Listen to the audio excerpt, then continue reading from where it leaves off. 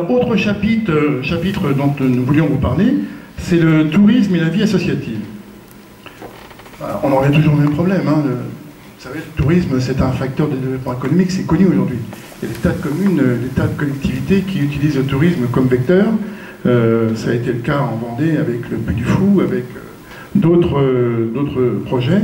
Eh bien, nous, on souhaite faire d'une pierre deux coups, facteur économique bien sûr, mais en même temps, facteur d'aménagement de vie touristique. Et pour ce faire, nous vous proposons d'aménager la prairie de Soulièvre. Alors là aussi, c'est encore un serpent de mer. Ça fait des années que tout le monde dit qu'il faudrait aménager la prairie de Soulièvre, et que, bon, c'est aménagé, certes, il ne faut pas non plus se plaindre, mais il y a sans doute beaucoup mieux à faire. Notamment, dans l'aménagement de la prairie de Soulièvre, nous pensons créer une base nautique à Courtevallée.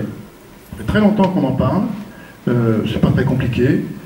Ça permettrait de pouvoir mettre en place, l'été bien entendu particulièrement, des activités nautiques qui pourraient être canoë, qui pourraient être autre chose, et qui permettrait de pouvoir organiser sur ce beau site, sur ce très beau site, une activité ludique et comment dirais-je, encadrée par un certain nombre de personnels compétents. Donc création d'une base nautique à Courtevallée,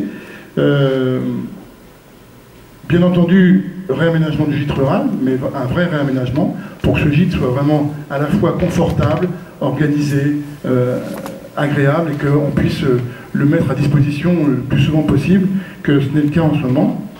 Dans le même esprit de ménager la prairie de Soulièvre, la mise en valeur du bois de Soulièvre.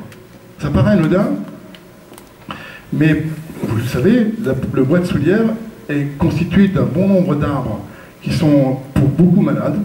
Donc nous, ce que nous proposons de faire quand on parle d'aménager ce bois, c'est de faire en sorte de nettoyer, de le remettre en état, de couper les arbres malades, de refaire des plantations pour qu'on puisse préparer demain aussi, parce que c'est pas tout couper, il faut aussi, là c'est très écologique, de vouloir replanter pour justement préparer une belle prairie de Soulièvre pour les années à venir.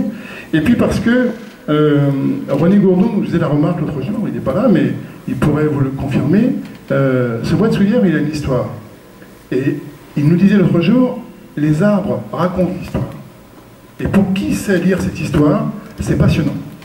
Alors l'autre jour, il nous a fait un petit, très court résumé de ce qu'il voulait dire, mais en fait, il nous expliquait que, par exemple, dans le bois de Soulièvre, il y a eu des emplacements pendant la Seconde Guerre mondiale qui ont été utilisés par les Allemands pour mettre une mitrailleuse, des canons légers, etc.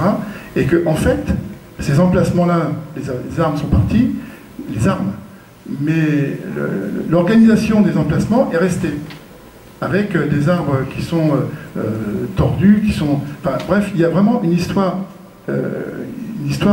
très intéressante, bien sûr, sur cette période-là, mais il nous parle aussi d'un certain nombre d'autres histoires, concernant notamment la plantation de certains arbres qui sont venus en 1850 de pays étrangers, qui sont maintenant emmitouflés dans cette espèce de brouhaha d'arbres, et qu'il faudrait peut-être justement remettre en évidence pour pouvoir, pourquoi pas, générer un circuit audiotel où on parlerait d'un certain nombre de choses militaires, originales, et peut-être même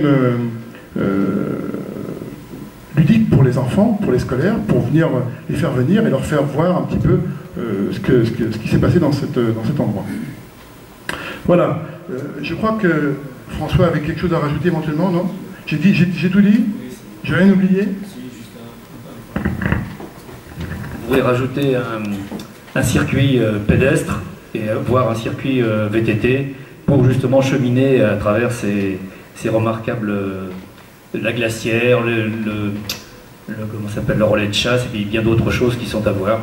Et donc avec un circuit audiotel, les gens auraient la possibilité de connaître un peu l'histoire. Alors le circuit audiotel, c'est quoi? On en a parlé aussi dans notre fringue, vous avez dû le voir. Le circuit audiotel, c'est ce qui s'est fait d'ailleurs à Saint-Loup.